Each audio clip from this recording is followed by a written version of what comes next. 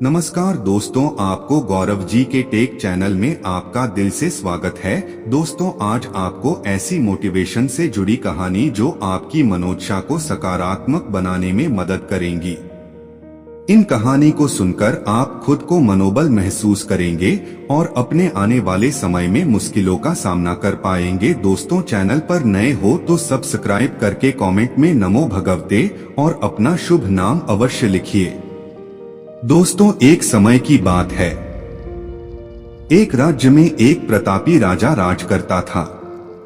एक दिन उसके दरबार में एक विदेशी आगंतुक आया और उसने राजा को एक सुंदर पत्थर उपहार में दिया।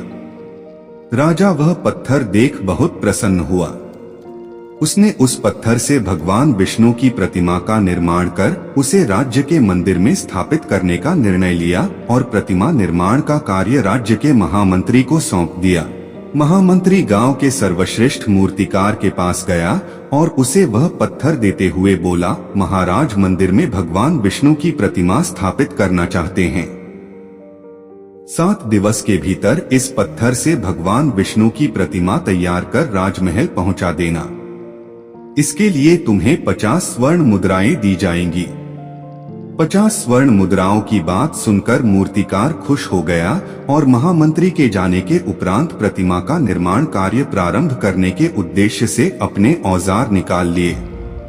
अपने औजारों में से उसने एक हथौड़ा लिया और पत्थर तोड़ने के लिए उस पर हथौड़े से वार करने लगा, किंतु पत्थर जस का तस रहा। मूर्तिकार ने हथौड़े के कई बार पत्थर पर किए, किंतु पत्थर नहीं टूटा। 50 बार प्रयास करने के उपरांत मूर्तिकार ने अंतिम बार प्रयास करने के उद्देश्य से हथौड़ा उठाया, किंतु यह सोचकर हथौड़े पर प्रहार करने के पूर्व ही उसने हाथ खींच लिया कि जब 50 बार वार करने से पत्थर नहीं टूटा तो अब क्या टूटेगा। वह पत्थर लेकर वापस महामंत्री के पास गया और उसे यह कह वापस कर आया कि इस पत्थर को तोड़ना नामुमकिन है, इसलिए इससे भगवान विष्णु की प्रतिमा नहीं बन सकती। महामंत्री को राजा का आदेश हर स्थिति में पूर्ण करना था, इसलिए उसने भगवान विष्णु की प्रतिमा निर्मित करने का कार्य गांव के एक साधारण से मूर्तिकार को सौंप दिया। पत्थर लेकर मूर्तिकार ने महामंत्री के सामने ही उस पर हथौड़े से प्रहार किया और वह पत्थर एक बार में ही टूट गया। पत्थर टूटने के बाद मूर्तिकार प्रतिमा बनाने में जुट गया।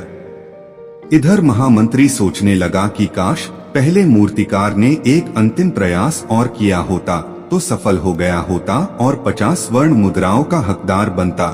दोस्तों, सीख हमें क्या संदेश देती है? मित्रों, हम भी अपने जीवन में ऐसी परिस्थितियों से दो चार होते रहते हैं। कई बार किसी कार्य को करने के पूर्व या किसी समस्या के सामने आने पर उसका निराकरण करने के पूर्व ही हमारा आत्मविश्वास डगमगा जाता है और हम प्रयास किए बिना ही हार मान लेते हैं। कई बार हम 1-2 प्रयास में असफलता मिलने पर आगे प्रयास करना छोड़ देते हैं, जबकि हो सकता है कि कुछ प्रयास और करने पर कार्य पूर्ण हो जाता या समस्या का समाधान हो जाता। यदि जीवन में सफलता प्राप्त करनी है तो बार बार असफल होने पर भी तब तक प्रयास करना नहीं छोड़ना चाहिए जब तक सफलता नहीं मिल जाती।